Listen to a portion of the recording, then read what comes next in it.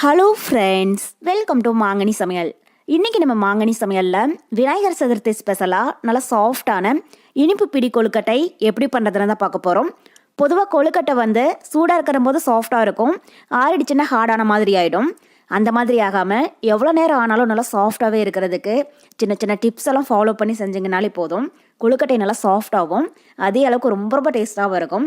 So இந்த கொழுக்கட்டை beginners கூட ரொம்பவே சுலபமாக சட்டுன்னு செஞ்சு முடிச்சிடலாம். ஸோ கண்டிப்பாக இந்த விநாயகர் சதுர்த்திக்கு நீங்கள் ட்ரை பண்ணி பாருங்கள். சரி வாங்க, இப்போ இந்த இனிப்பு பிடி கொழுக்கட்டை எப்படி பண்ணுறதுன்னு பார்க்கலாம். கொழுக்கட்டை பண்ணுறதுக்கு ஃபஸ்ட்டு நம்ம வெல்லத்தை கரைச்சி எடுத்துடலாம். அதுக்கு ஒரு பாத்திரத்தில் 3/4 கப் அளவுக்கு பொடிச்ச வெல்லம் சேர்த்துக்கோங்க. கூடவே 1 கப் அளவுக்கு தண்ணியும் சேர்த்துடலாம். சேர்த்துட்டு இப்போ ஸ்டவ் மீடியம் ஹீட்டில் வச்சு இதை லைட்டாக கலந்து விட்டுக்கிட்டே இருங்க. பாகு கம்பி பதம் வரணுங்கிற அவசியம் இல்லை. வெல்லம் தண்ணியில் நல்லா கரைஞ்சிச்சின்னா போதும். ஏன்னா வெள்ளத்தில் பார்த்தீங்கன்னா நிறைய மண் தூசியெல்லாம் இருக்கும். இது மாதிரி நம்ம கரைச்சிட்டு வடித்து சேர்க்குற போது அந்த மண் தூசியெல்லாம் ஃபில்டர்லேயே நின்றுடும். அதுக்காக தான் பாருங்கள், இப்போ வெல்லம் நல்லா கரைஞ்சிடுச்சு. ரொம்ப நேரம் கொதிக்க விட்டுறாதீங்க. இந்த அளவுக்கு வெல்லம் நல்லா கரைஞ்சி ஒரு கொதி வந்துச்சுன்னா போதும். இப்போ இது ஓரமாக எடுத்து வச்சிடலாம். அடுத்தது ஒரு கடாயில் 2 டேபிள் ஸ்பூன் பாசிப்பருப்பு சேர்த்துக்கோங்க. சேர்த்துட்டு இப்போ ஸ்டவ் மீடியம் ஹீட்டில் வச்சு இதை நல்லா வாசம் வர அளவுக்கு வறுத்துடுங்க. ஸ்டவ் மீடியம் ஹீட்லேயே வச்சு வருங்க. அப்போ தான் பருப்பு கரிஞ்சிடாமல் ஒரே மாதிரி நல்லா வறுப்படும்.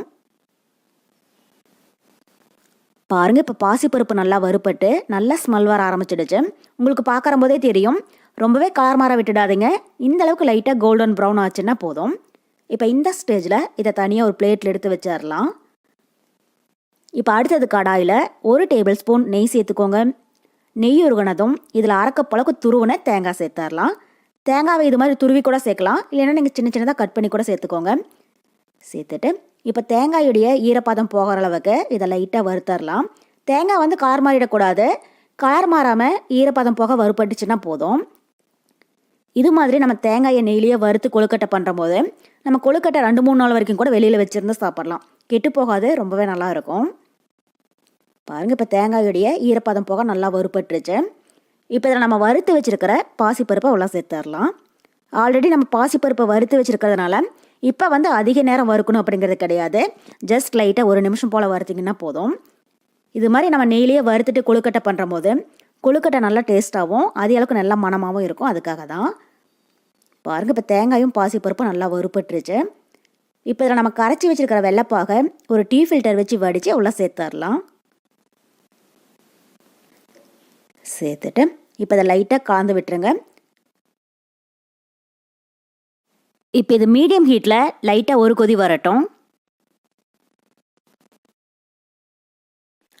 பாருங்கள், இப்போ பாகு லைட்டாக கொதிக்க ஆரம்பிச்சிடுச்சு.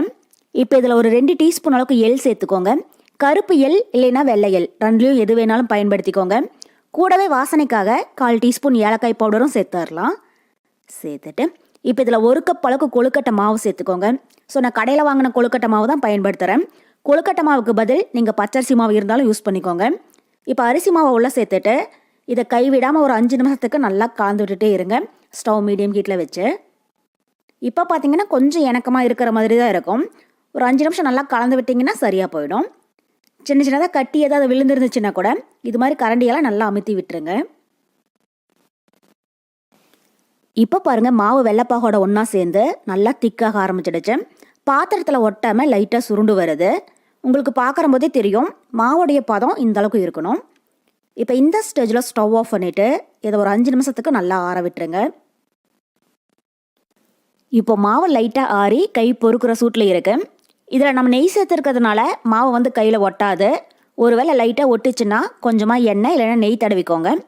இப்போ இந்த மாவை லைட்டாக பிசைஞ்சிட்டு உங்களுக்கு எந்த சைஸில் கொழுக்கட்டை வேணுமோ அதுக்கு தகுந்த அளவுக்கு மாவை எடுத்து இது மாதிரி உள்ளங்கையில் வச்சு கொஞ்சம் கூட வெடிப்பு எதுவும் இல்லாமல் உருட்டிக்கோங்க. இப்போ மாவை நல்லா உருட்டிட்டு இதுக்கு கொழுக்கட்டை சேஃப் கொடுத்துடலாம். பாருங்கள், இது மாதிரி எல்லா மாவையுமே நீங்கள் பிடி கொழுக்கட்டையாகவும் பிடிச்சிக்கலாம். இல்லை அப்படின்னா கொழுக்கட்டை மோல்டில் வச்சு நம்ம மோதக மாதிரியும் செய்யலாம். அதுக்கு இது மாதிரி ஒரு கொழுக்கட்டை மோல்டு எடுத்துக்கோங்க. இப்போ இதில் கொஞ்சமாக எண்ணெய் இல்லைன்னா நெய் தடவி விட்டுறலாம். அப்போ தான் மாவு மோல்டில் ஒட்டாமல் வரும்.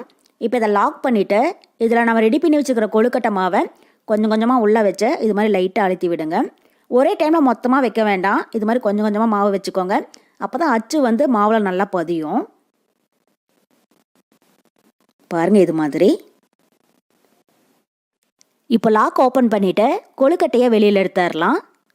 பாருங்கள் மாவு கொஞ்சம் கூட மோல்டில் ஒட்டவே இல்லை, கரெக்டான சேஃபில் வந்திருக்கு. இது மாதிரி நீங்கள் மோதகம் மாதிரியும் செய்யலாம், இல்லைன்னா நம்ம ஃபஸ்ட்டு செஞ்ச மாதிரி பிடி கொழுக்கட்டையாகவும் பிடிச்சு எடுத்துக்கோங்க.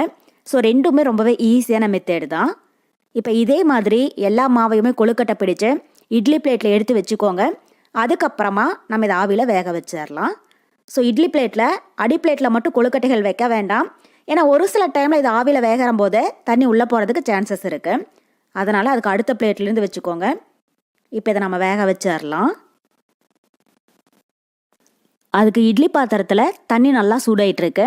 இப்போ தண்ணி சூடானதும் நம்ம ரெடி பண்ணி வச்சுருக்கிற கொழுக்கட்டையை உள்ளே வச்சிடலாம்.